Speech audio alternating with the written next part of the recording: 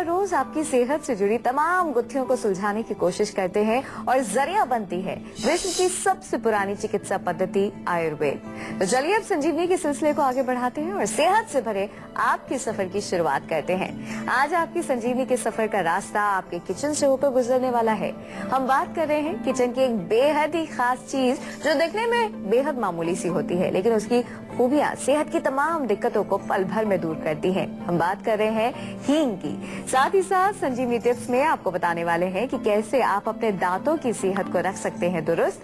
लेकिन सबसे पहले आइए जान लेते हैं कि आखिर क्या है हींग की खूबियां। चलिए डॉक्टर साहब से सबसे पहले जानते हैं कि हींग को क्यों इतना गुणकारी बताया गया है, आखिर कौन कौन से गुण हींग में मौजूद हैं। तो डॉक्टर साहब क्यों हींग को इतना गुणकारी कहते हैं, कौन कौन सी चीजें हैं, कौन कौन से गुण हैं जो हींग में छिपे हुए हैं? देखिए, हींग ऐसे तो आमतौर पर होता है, सभी की रसोई में होता है और आमतौर पर कुकिंग में लोग प्रयोग करते हैं, सब्जी बनाते हैं, हींग का तड़का लगाते हैं, दाल में तड़का जरूर लगाते हैं हींग का, और इसके साथ साथ जो है और दूसरी सब्जियां में भी इसका प्रयोग किया जाता है। लेकिन खाना बनाने के साथ साथ हींग का और भी काफी सारे उसमें गुण हैं, औषधीय गुण उसमें कई प्रकार के हैं जिनको थोड़ा सा समझना चाहिए। काफी तीखी गंध इसमें होती है, आपने अगर देखा होगा घर में कहीं भी रखा हो, थोड़ा सा होगा तो पूरे कमरे में उसकी गंध हो जाती है, और इसलिए इसको जो है स्टिंकिंग गम भी बोलते हैं, कोई इस तरह का नाम उसको देते हैं कि बहुत स्टिंकिंग होता है। और लहसुन जैसी भी स्मेल आती है इसमें, जैसे लहसुन में तीखी स्मेल होती है उसी तरह से हींग में भी होती है। एक पेड़ का गोंद होता है और उस गोंद को जो है साफ करके इसका प्रयोग किया जाता है। और हींग का गुण जो बताएं, अगर आपने जैसे गुण के बारे में पूछा है, तो ये मुख्य रूप से हमारे पाचन संस्थान पर बहुत अच्छा काम करता है। पाचन, दीपन यानी कि अग्नि को प्रदीप्त करता है, भोजन को पचाने में सहायता करता है, वात नाशक है, वायु के जितने भी रोग हैं, वायु से जो रोग होते हैं उनको नष्ट करता है। हमारी आंतों में जब वायु होती है, गैस जो होती है, उसका अनुलोमन करता है, उसको बाहर निष्कासित उसको करता है हींग। और इसके साथ साथ गैस ना बने इसमें भी वो कारगर है कि बॉडी में हमारे आंतों में गैस ना बने, खाना ठीक से पच जाए, इसका बहुत अच्छा इसमें गुण है। बच्चों में मुख्य रूप से इसका प्रयोग कई बार किया जाता है कि पेट में कीड़े हों, उसके लिए भी कृमिनाशक भी इसको कहा गया है, या शोथ हर भी इसको बताया, कहीं पर सूजन आपको आ जाती है उसको भी ठीक करता है। तो ये तमाम गुण हींग के अंदर पाए जाते हैं और इसको एंटीबैक्टीरियल, एंटी वॉर्म्स, जैसा मैंने कहा कि कीड़े कहीं पर हों उसका एंटीबैक्टीरियल और एंटी वॉर्म गुण इसमें है। एक बहुत अच्छा गुण इसका बड़ा आपको मैं बताना चाहूंगा, जो कि आपको सुन के शायद बड़ा अजीब सा लगेगा, कि मूड को भी ठीक करता है, आपके मन को थोड़ा शांत करता है। कभी बहुत ज्यादा इरिटेशन हो रही है, बहुत ज्यादा जो एंजाइटी, डिप्रेशन हो रहा है, तो थोड़ा सा हींग सेवन करने से मन रिलैक्स होता है, शांत होता है। एक दर्शक जुड़ गए हमारे साथ चंडीगढ़ से, स्वागत है आपका, अपना सवाल करें। नमस्कार सर, मैं ममता बोल रही हूँ चंडीगढ़ से। जी बोलिए। डॉक्टर साहब, मेरे को ये जानना था कि मेरी जो एज है वो 24 साल की है जी, और मेरा जो हाइट है वो सिर्फ 5 फुट है, तो क्या मेरा बढ़ नहीं सकता उसके बाद कहीं? देखिए 24 साल में तो अब हाइट बढ़ना बहुत मुश्किल है मेरे हिसाब से, तो क्योंकि जहाँ तक हाइट बढ़ने का सवाल है 17-18 साल तक तो हाइट बढ़ती है नॉर्मली, 16 साल तक तो बहुत नॉर्मल है ही। और कुछ केसेस में हमने खास तौर पर कुछ हम आयुर्वेदिक औषधियाँ भी देते हैं, तो 20 वर्ष तक हमने रिजल्ट्स देखे हैं। लेकिन 20 साल के बाद अब तो 24 के आप हो गए, तो आई डोंट थिंक कि अभी हाइट बढ़ेगी आपकी। तो इसलिए आप जितनी हाइट है उससे संतुष्ट रहें। कोई ऐसी बात नहीं है कि हाइट ज्यादा होने से ही कोई ज्यादा गुण आते हैं शरीर में या ज्यादा सुंदर लगते हैं, ऐसा मानते हैं लोग। लेकिन मैं ये मानता हूँ कि आदमी के अंदर जो टैलेंट है, जो उसके अपने आंतरिक जो गुण है, उसके हृदय में जो ब्यूटी है, जो आंतरिक सुंदरता है, वो सबसे ज्यादा महत्वपूर्ण है। अगर आपका हृदय अच्छा है, अगर आपका जो है व्यवहार अच्छा है, आपका चरित्र अच्छा है, आपका जो है जो हम कहें कि एक सोशल एक नेटवर्क जिसमें आप किस प्रकार से व्यवहार करते हैं वो ठीक है, तो फिर आपको कोई किसी प्रकार का कष्ट नहीं होना चाहिए। बहुत सारे लोग हैं दुनिया में जिनकी हाइट बहुत ज्यादा नहीं है, लेकिन वो बहुत सफल व्यक्ति हैं और बहुत आगे बढ़े हैं जीवन में। तो मैं आपके माध्यम से सभी लोगों को बताता हूँ, क्योंकि बहुत सारे लोग डिप्रेस हो जाते हैं क्योंकि वो देखते हैं कि मेरी हाइट कम है तो मैं शायद कुछ नहीं कर पाऊंगी, या मैं कुछ नहीं कर पाऊंगा, या मैं कैसे बाहर जा करके समाज में मैं कैसे काम करूं। तो ऐसी भावना नहीं लानी चाहिए, क्योंकि कुछ ये जो जेनेटिक चीजें हैं इनका कोई कंट्रोल नहीं है हमारे पास। ये हमारी जीन्स के द्वारा या हमारे जो पारिवारिक जो गुण हैं, जो शारीरिक गुण हैं कि हमारे पेरेंट्स, ग्रैंड पेरेंट्स से जो हमारे अंदर आते हैं, तो उसके आधार पर ये सब चीज निर्धारित की जाती है। ऐसे ही बहुत सारे लोगों का कलर का प्रॉब्लम होता है, हमेशा लोग गोरा होने की कोशिश कर रहे हैं, तो वो उसमें मत जाइए। आप अपने हृदय को सुंदर बनाइए, वो सबसे बढ़िया सुंदरता आपकी मानी जाती है। आइए अब डॉक्टर साहब से जानते हैं कि हींग का सही तरीके से इस्तेमाल करके हम किन किन परेशानियों या फिर बीमारियों से बच सकते हैं। तो डॉक्टर साहब, कैसे हमें करना चाहिए हींग का प्रयोग और कौन कौन सी दिक्कतें हैं जिनसे हम बच सकते हैं? देखिए, हींग का प्रयोग जो है वो किया जाता है, जैसे पेट दर्द है, गैस है, अफारा है, कई लोगों को बहुत ज्यादा जो है गैस बनती है, इसमें तो आमतौर पर किया जाता है। कब्ज अगर हो या कहीं पर आपको जो है किसी प्रकार की आंतों में कोई सूजन हो, आंतों में किसी प्रकार की वेदना हो, इन सभी रोगों में हींग का प्रयोग बहुत फायदेमंद करता है। पेट में कीड़े, मैंने बताया, पेट में कीड़ों के लिए भी इसका प्रयोग किया जाता है। इसके अतिरिक्त जो महिलाएं हैं उनमें मासिक धर्म के समय पेन होता है, उसमें हींग का प्रयोग किया जाता है। या नाभि कई बार हिल जाती है इधर उधर, उसमें भी हींग का लेप किया जाता है। इसके अलावा जैसा मैंने कहा कि मूड को भी अच्छा करता है, तो जो लोग डिप्रेशन में रहते हैं, एंजाइटी में रहते हैं, या किसी प्रकार का मानसिक जो है उनको अवसाद हो गया है, उसमें भी हींग का प्रयोग, हींग का अपने भोजन में आप प्रयोग उसका कर सकते हैं। तो इन तमाम रोगों में हींग का बहुत अच्छा फायदा आपको मिलेगा। इमोशनल कोई टेंशन हो, आपको मूड स्विंग्स होते हैं, कभी मूड अच्छा होता है, कभी खराब होता है, ये तमाम रोग हैं, तो इनके लिए आप प्रयोग कर सकते हैं हींग का। फरीदाबाद से एक दर्शक जुड़ गए हैं। अजीत, स्वागत है आपका, अपना सवाल करें।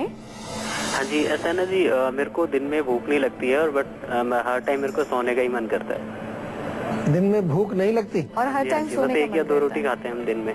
देखिए, अगर भूख नहीं लगती है तो हो सकता है आपका लिवर वीक है, लिवर कमजोर है। उस लिवर के लिए कुछ न कुछ औषधि जरूर लेनी चाहिए। मैं तो कहूंगा कि अगर नीम का पेड़ है आपके पास कहीं, तो नीम के पत्तों का रस निकाल के 1-1 चम्मच आप सेवन करें, या ताजा एलोवेरा मिल जाए, घृत कुमारी, उसका सेवन भी आप कर सकते हैं, उससे आपको लाभ मिलेगा। और भी कुछ नहीं तो पपीते का सेवन करिए आप। पपीता खाएंगे तो उससे थोड़ा सा आपका पेट भी ठीक रहेगा, भूख भी लगेगी, और जब भूख लगेगी तो आपको कमजोरी चली जाएगी। आपको करेंगे थोड़ी सुस्ती आती रहती है, क्योंकि जब भूख नहीं लगेगी, खाना नहीं खाएंगे, तो उसके बाद आपको सुस्ती भी बनी रहेगी। थोड़ा सा तेल की मालिश भी बॉडी में करेंगे तो उससे भी आपको चुस्ती फुर्ती आएगी। आज संजीवनी में हम हींग के औषधीय गुणों के बारे में तो जानकारी डॉक्टर साहब से ले ही रहे हैं, साथ ही साथ आइए ये भी जानते हैं, ऐसा कहा जाता है कि बड़ों के साथ साथ छोटे बच्चों के लिए भी हींग रामबाण की तरह होती है। क्या वाकई ऐसा है? क्या डॉक्टर साहब वाकई ये एक रामबाण औषधि है? देखिए, बच्चों में इसका प्रयोग ज्यादातर बाहर लगाने के लिए करते हैं। तो जैसे बच्चों में पेट दर्द हो जाता है, कभी उनका पेट फूल जाता है, अफारा होता है, कब्ज हो जाती है, तो हींग को थोड़ा सा पानी में घोल के और नाभि के आसपास लेप किया जाता है। तो बहुत बढ़िया काम करता है बच्चों के लिए, क्योंकि बच्चे खास तौर पर दवाइयाँ उतनी स्ट्रांग नहीं ले पाते, कई बार उनको दवाइयाँ देना भी नहीं चाहते हम, तो उनकी नाभि पर आप हींग का लेप कर दीजिए। जो बच्चे स्वस्थ हैं उन पर भी आप थोड़ा सा हींग कभी कभार लगा दें, तो उससे आपको काफी रिलीफ मिलता है। या कई बार जो है उसका प्रयोग किया जाता है कि उसका घोल जो है बना करके और उसको बॉडी में तेल में मिला करके बॉडी में भी मसाज किया जा सकता है, ताकि जिससे कि किसी प्रकार की वेदना हो, दर्द हो, कहीं स्वेलिंग हो, उसमें भी फर्क पड़ता है। लखनऊ से एक दर्शक जुड़ गए हैं। राजेंद्र जी, स्वागत है आपका, अपना सवाल करें। सर, मेरे ना पैर में दर्द रहता है। कौन से पैर में दर्द रहता है? राइट।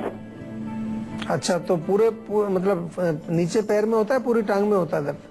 नहीं नहीं, ये पैर से जो घुटना है उससे नीचे नीचे होता है। अच्छा, घुटने से कोई सूजन वगैरह तो नहीं है वहाँ पर? नहीं नहीं। और कब से हो रहा है दर्द? ये हो गए 2-3 महीने हो गए। दर्द क्या चलने फिरने पर होता है, ऐसे बैठे बैठे भी होता है? नहीं नहीं, चलने पे उस समय ज्यादा होता है, चलने पर। अच्छा, देखिए, मैं इसको थोड़ा सा अभी समझने की कोशिश कर रहा हूँ कि क्या कारण इसका हो सकता है। मेनली जो है, जो अभी आपसे बातचीत की उससे थोड़ा ये संकेत मिलता है कि वात का रोग है, वायु का रोग है। वायु कहीं पर अटक जाती है जब, तो वहाँ दर्द हुआ करता है, खासतौर पर चलने फिरने पर या एक्सर्शन पर ज्यादा दर्द बढ़ जाता है। तो उसमें हम हमेशा बताते हैं कि थोड़ा सा तेल की मालिश की जाए, गर्म पानी में नमक डाल करके थोड़ी सेक की जाए, तो उससे काफी रिलीफ मिल जाता है। लेकिन अगर रोग आपका पूर्ण रूप से आप उसको ठीक करना चाहते हैं तो उसमें फिर थोड़ा सा इसमें विस्तार से समझना पड़ेगा कि क्या कारण हो सकता है। कई कारण है पैर में दर्द होने के, जैसे कि वहाँ यूरिक एसिड बॉडी में बढ़ गया आपके, या हमारी भाषा में कहें तो आम जमा हो गया है, या वायु आपके वहाँ जो है जोड़ों में जाके अटक गई है। तो उसके लिए थोड़ा सा हमारे डॉक्टर से विस्तार से आप बात कर लें, जिससे कि हम समझ पाएं कि क्या कारण हो सकता है आपके रोग का, और उसके अनुसार फिर आपको औषधि भी बता दी जाएगी। नोएडा से पीयूष जुड़ गए हैं, स्वागत है आपका, अपना सवाल करें। हेलो जी हाँ जी सर, मेरे को ना बार बार बुखार चढ़ जाता है, मतलब कि महीने में एक आधी बार बुखार हो ही जाता है।